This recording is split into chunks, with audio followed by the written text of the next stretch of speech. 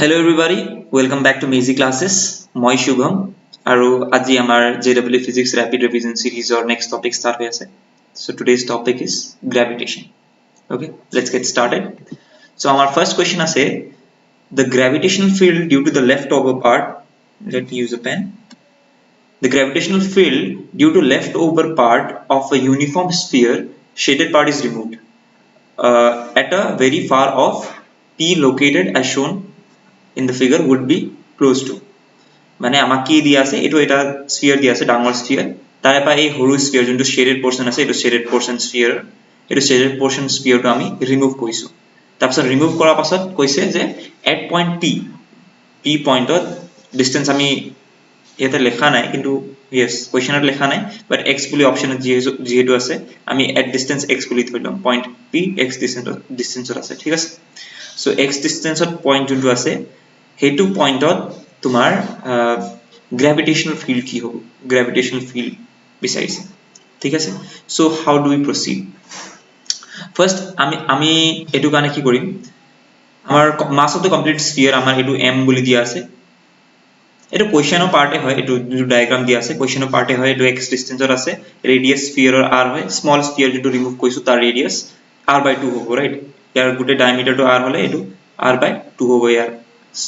radius to so year r/2 হয় ইয়াৰ r হয় আৰু মাস তো m দিয়া আছে এতিয়া আমি এটু দুটা ওয়েত প্ৰসিড কৰিব পাৰো হয়তো আমি এটু সৰু স্ফিয়াৰৰ মাস তো উলাই তাৰপিছত ডাঙৰ স্ফিয়াৰৰ পৰা সাবট্ৰাক্ট কৰি আমি গ্ৰেভিটেশনাল ফিল্ড উলাব পাৰো নহলে আমি দুটাৰ বেলেগ বেলেগ গ্ৰেভিটেশনাল ফিল্ড উলাই সাবট্ৰাক্ট কৰিব পাৰো it will be the same thing but easier হ'ব যে আমি মাস তো উলাই তাৰপিছত ডাইৰেক্টলি সাবট্ৰাক্ট কৰি দিম ঠিক আছে সো ফাৰ্স্টলি আমি কি কৰিছো মাস ডেন্সিটি উলাইছো mass density কি হ'ব total mass by total volume will give us the mass density total mass যোনটো আমাৰ ডাঙৰ sphere mass আছে divided by total volume of the ডাঙৰ sphere volume দি আমি ডিভাইড কৰিছো ঠিক আছে সো total mass আমাৰ m আছিল this is m আৰু আমাৰ total volume to 4/3 pi r cube volume of a sphere ঠিক আছে সো এটো আমাৰ হল mass density এতিয়া আমাৰ mass density যোনটো আছে mass per unit volume হেতু আমি যদি যিকোনো এৰিয়া লগত যিকোনো এটা ভলিউমৰ লগত নট এৰিয়া এক্স্যাক্টলি ভলিউমৰ লগত মাল্টিপ্লাই কৰিলে আমাৰ কি পাম আমি সেই জায়গাটোৰ মাস পাম ঠিক আছে সো এইটো যোনটো ৰিমুভ কৰিছো আমি সেই ৰিমুভ কৰা পোৰশন খিনি মাস কি হ'ব এতিয়া ইখিনি ভলিউম এইটো ৰিমুভ কৰা পোৰশনটো ভলিউম কিমান আছে into the mass density so আমাৰ মাস অফ শেডেড ৰিজন আমি m' বুলি ধৰি লৈছো m' কি হ'ব m' rho m যোনটো মাস ডেন্সিটি আছে ইনটু 4/3 পাই যোনটো শেডেড ৰিজন আছে তাৰ ৰেডিয়াসটো কিমান আছে আমাৰ r/2 আছে ঠিক আছে 4/3 পাই r/2 কিউব তাৰ ৰেডিয়াসৰ cube so this is volume of this region এটো শেডেড ৰিজনৰ ভলিউম ঠিক আছে সো আমাৰ m' মাসটো কি হ'ব শেডেড ৰিজনৰ মাসটো হ'ব m বাই যোনটো আমি rho m আছিল rho m ডেন্সিটি আমি ভ্যালুটো বহাই দিলো তাৰপিছত ইনটু 4/3 পাই r/2 হোল কিউব সো সিধা 4/3 পাই টু ক্যান্সেল গল আমাৰ আৰু আমাৰ থাকি গল r কিউব এটো r/2 হোল কিউবটো আমি r কিউব বাই 8 লিখিছো r কিউব আৰু r কিউব গল সো আমাৰ মাসটো কি হল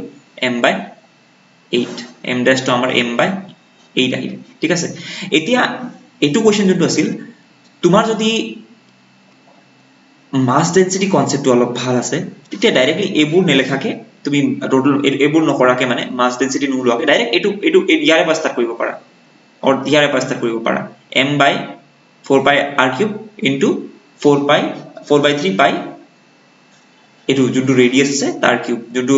যিখিনি মাসৰ আমি উলাব লাগে যিখিনি ভলিউমৰ আমি মাস উলাব লাগে এইখিনি ৰেডিয়াস এতে হ'ব ৰেডিয়াসৰ কিউব হ'ব ঠিক আছে সো ডাইৰেক্টলি ইয়াৰে পাস্তা কৰিব পাৰো যদি আমি মাস ডেন্সিটি কনসেপ্টটো আমাৰ যদি ক্লিয়াৰ আছে ঠিক আছে সো লেটস মুভ ফৰৱাৰ্ড আমি এইখিনি মাস উলালো এতিয়া এইখিনি পোৰশনৰ মাস উলোৱা পাছত আমি কি কৰিব পাৰো এই ডাঙৰ স্ফিয়াৰটো পা ইমান পোৰশন মাসটো গুছাই দিলে আমাৰ কি হ'ব ৰিমেইনিং স্ফিয়াৰৰ মাসটো উলাব ৰাইট সো ৰিমেইনিং স্ফিয়াৰৰ মাসটো যিমান হয় সেই মাসটো আমি ইউজ কৰিব পাৰো in gravitational field due to this mass কাৰণ আমাৰ হেতু মাসে কিমান গ্ৰেভিটেশনাল ফিল্ড পাম আমি হেতু মাসৰ কাৰণে কিমান গ্ৰেভিটেশনাল ফিল্ড আমি পাম এট পইণ্ট p হেতুটো আমাৰ কোৱেশ্চন আছিল ৰাইট ডিউ টু লেফটওভাৰ পাৰ্ট এটা গুটে মাসৰ পৰা এখিনি আমি মাইনাস কৰি দিম মাইনাস কৰাৰ পাছত যিখিনি মাস পাম এই মাসৰ পৰা ইয়াতে গ্ৰেভিটেশনাল ফিল্ডটো কি আছে হেতু আমি ক্যালকুলেট কৰিম ক্লিয়াৰ সো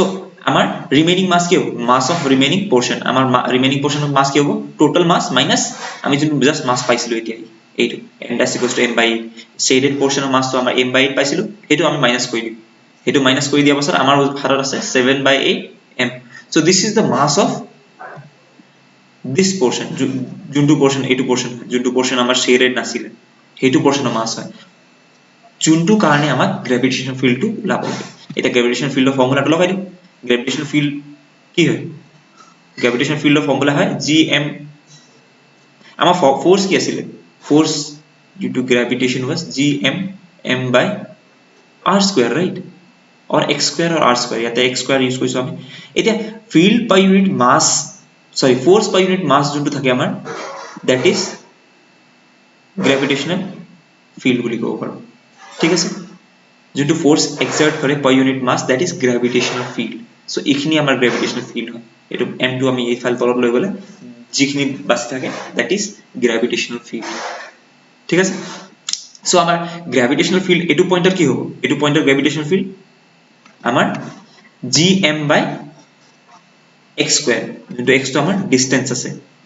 আমাৰ ইয়াতে একচুয়ালি x নহোৱাকে আমাৰ সেন্টাৰ অফ মাসৰ পৰা হ'ব লাগিছিল যোনটো ৰিমেইনিং পোৰশনৰ সেন্টাৰ অফ মাস আছে সেন্টাৰ অফ মাস obviously ইফালে হ'ব সেন্টাৰ অফ মাসৰ পৰা ইফালে কোবাত হ'ব সেন্টাৰ অফ মাসৰ পৰা আমি লব লাগিছিল ডিসটেন্সটো সো ডিসটেন্সটো একচুয়ালি ইমান হ'ব লাগিছিল this should have been distance x to a to x ধৰিব লাগিছিল ঠিক আছে কিন্তু আমি a to x এ ধৰিছো কিয় because আমাক দিয়া আছে যে this portion is very far away far off point p to বহুত far হয় হেকানে ইয়াতে কৈছে ন close to কোৱেশ্চনটো চোৱা close to লিখিছে এক্সাক্ট আমি উলাব নোৱাৰো এক্সাক্ট উলাবলে আমি কি কৰিব লাগিব সেন্টার অফ মাস পজিশনটো আমি আকৌ গম পাব লাগিব বাট আমি জানো যে এটো পোরশনটো আমাৰ কি হয় r সে কম হয় r যিমান আছে হেতুতছে কম হয় সো আমি কি কৰিছো এটো পোৰশন ইয়াৰে পৰা ইমান ডিসটেন্স যোনটো আছিল d ডিসটেন্স তো হেতু আমি x বুলি ধৰি লৈছো হেকানে আমি কি কৰিছো gm2 by x square m2 আমাৰ যিমান মাসটো ৰৈ আছিল এই মাজৰ পোৰশনটো উলোৱা পাছত যিমান মাসটো ৰৈ আছিল মানে এটো শেডেড পোৰশনটো উলোৱা পাছত শেডেড পোৰশন এখিনি শেডেড পোৰশনটো উলোৱা পাছত যিমান মাস ৰৈ আছিল হেখিনি পোৰশনটো আমি কি বুলি ধৰিছো m2 বুলি ধৰিছিলো ঠিক আছে সো m2 আমি বহাই দিম ডাইৰেক্টলি আমি পাই গলো gravitational field approximately so it was pretty simple question আছিল এটো কোৱেশ্চনত জিৰো বুলি কোৱেশ্চন হয় সো জিৰো বুলি সিম্পল কোৱেশ্চন হতে জাস্ট কি হয় তোমাৰ অলপ কনসেপ্টটো জানিব লাগে যেনে কি ইয়াতে কনসেপ্টটো কি আছিল যে আমি মাস ডেনসিটি লৈ পেলাই আমি যিকোনো শেডেড ৰিজন বা যিকোনো ৰিমুভ নকৰা ৰিজনৰ মাস কিটা আমি উলাব পাৰিম যদি এটা মাস দিয়া আছে আমি এখিনি মাস উলাই যদি ৰিমুভ যদি ৰিমেইনিং পোৰশন আছে ৰিমেইনিং পোৰশন আমি মাসটো সাবট্ৰাক্ট কৰি উলাই দিলো ঠিক আছে simple so that was it our answer to কি হ'ব 7 by 8 right so this is the answer so let's move to next question our say what is the minimum energy required to launch a satellite of mass m from surface of planet of mass m and radius r in a circular orbit at the altitude of 2r so etu question bahut interesting question ase real life problem nisna ase right so say this is a planet এটো planet হল ইয়াৰ ৰেডিয়াসটো আমাক দিয়া আছে r বুলি r ৰেডিয়াস আছে আৰু ইয়াৰ মাসটো m আছে ঠিক আছে আমাক সুধিছে যে ইয়াৰ পৰা এটা স্যাটেলাইট আমি পঠাম স্পেসত এটা স্যাটেলাইট পঠাম ঠিক আছে স্যাটেলাইটটো কিমান ডিসটেন্সে থাকিব circular orbit at altitude 2r মানে ইয়াৰ পৰা ডিসটেন্সটো surface of r altitude 2r মানে সাৰফেস অফ 2r হ'ব ৰাইট সাৰফেস অফ 2r ডিসটেন্সৰ ওপৰত মানে আমাৰ ওপৰত সাৰফেস অফ তাতে এটা স্যাটেলাইট ঘুৰিব Satellite obviously ঘুরিব right so satellite তাতে না থাকে ঘুরিব এনে ঘুরিব right minimum energy required to launch a satellite of mass m from the surface of the planet of mass m and radius r in circular orbit ঘুরিব লাগিব satellite to at an altitude ইমান এতিয়া ইমান distance ইমান altitude ঘুরি আছে এতিয়া আমি কি দেখিছো আমাক কি উলাব লাগে মিনিমাম এনার্জি রিকোয়ার্ড ঠিক আছে আমাৰ এনাৰ্জি কথা বুজিছে সো এনাৰ্জি বুদিলে আমি ডাইৰেক্টলি এনাৰ্জি কনজাৰভেশন ইউজ কৰিব পাৰো because আমাৰ কি হয় গ্ৰেভিটেশনাল এনাৰ্জি যোনটো গ্ৰেভিটেশনাল ফোর্স যোনটো আছে হেতু কনজারভেটিভ ফোর্স হয় কনজারভেটিভ ফোর্স হলে কি হ'ব ইয়াতে যোনটো এনার্জি আছে ইয়াতে এনার্জি আছে হেতু ইকুয়াল হ'ব লাগিব হয়তো there will be transfer of energy between kinetic energy and potential energy আৰু kinetic energy মাজত এনাৰ্জি চেঞ্জ হৈ থাকিব পাৰে এটা বাঢ়িব এটা কমিব এনেকৈ হ'ব পাৰে কিন্তু আমাৰ টোটাল এনার্জিটো কি হৈ থাকিব লাগিব কনস্ট্যান্ট হ'ব লাগিব ঠিক আছে এনার্জি লস নাই বুলি ধৰিছো আমি energy loss নাই বুলিয়ে ধৰিব লাগিব in general case. Okay, so see, this is the concept we are using, conservation of energy. So conservation of energy কি হয়, total energy on planet surface ত যোনটো energy আছে মানে ইয়াতে টেক অফ কৰাৰ আগত মানে স্যাটেলাইট ওপৰত পঠাই দিয়াৰ আগত, ঠিক আছে, হেতু এনাৰ্জিটো যিমান আছে হেতু এনাৰ্জিটো কি হ'ব লাগিব, ওপৰত অল্টিটিউডত টুৱাৰ অল্টিটিউডত যিমান আছে হেতু এনাৰ্জিটো হেতু দুটা এনাৰ্জিটো ইকুৱেল হ'ব লাগিব। ক্লিয়াৰ? সো হেতু দুটা এনাৰ্জিটো ইকুৱেল হ'ব লাগিব। এতিয়া তলত যেতিয়া আছে আমাৰ পটেনশিয়াল এনাৰ্জিটো ফিক্স আছে, potential energy আমি বহাব নোৱাৰো, ৰাইট? সাৰফেসত আছে মানে potential energy কি হ'ব, তলৰ পৰা আমি ক্যালকুলেট কৰো potential energy usually. So potential energy টো ফিক্স আছে, আমাৰ চেঞ্জ কি হ'ব, আমি দিব পাৰা কি হয়, কাইনেটিক এনাৰ্জি। সো আমাৰ এটো আছে। So first is potential energy at the surface, আমাৰ potential energy কি হয়, gmm/r minus gmm/r। সো এটো জেনারেল potential energy যেনেকৈ লিখো আমি সারফেসত, plus kinetic energy, surface of kinetic energy, amak minimum energy required to launch this, right? So surface of kinetic energy hobo lagibo, so ei to ami ulabo lagi kinetic energy. Okay, eta equate to kene kori total energy on surface of etu potential energy hol, etu kinetic energy hol. Similarly jeti ami upor gusi jam etu jintu amar satellite ase, satellite to jeti upor gusi jabo hei portion to amar potential energy iman hobo minus gmm/3r। সোয়া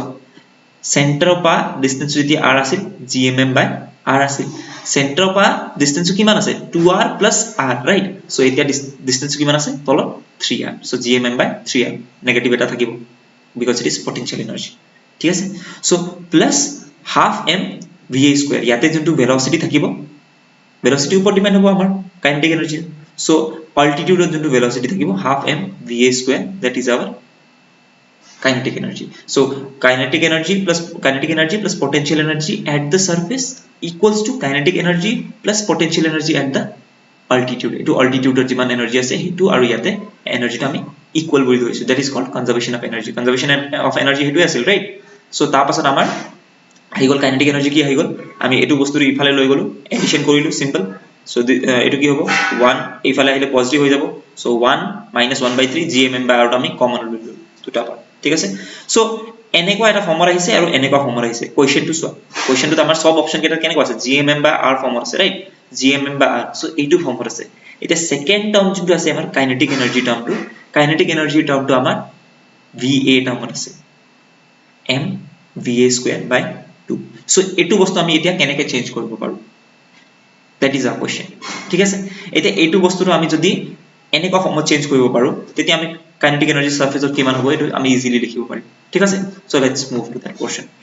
নাও necessary centripetal force is provided by gravitational force। এটা চোৱা, যেতিয়া আমাৰ satellite two ঘূৰি আছে, right? সাৰ্কুলাৰ অৰবিটত কৈছে, সাৰ্কুলাৰ অৰবিটত ঘূৰিব লাগিব এনেকে। সো যেতিয়া আমাৰ স্যাটেলাইট টু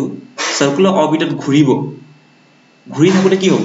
এটা সেন্ট্ৰিপিটাল ফোৰ্স লাগিব। যেতিয়া আমাক ঘূৰে সেন্ট্ৰিপিটাল ফোৰ্স লাগিব, ৰাইট? তুমি এটা ৰছী লৈ পেলাই যেতিয়া ঘূৰাই দিলে কি হ'ব, ঘূৰাই দিলে ৰছীটো ধৰি থাকিলে তোমাৰ এইটো বস্তুটো ঘূৰি থাকিব। সো হেইটো যোনটো তোমাৰ ৰছীত যোনটো ফোর্স লাগিছে বা টেনশন লাগিছে, that is basically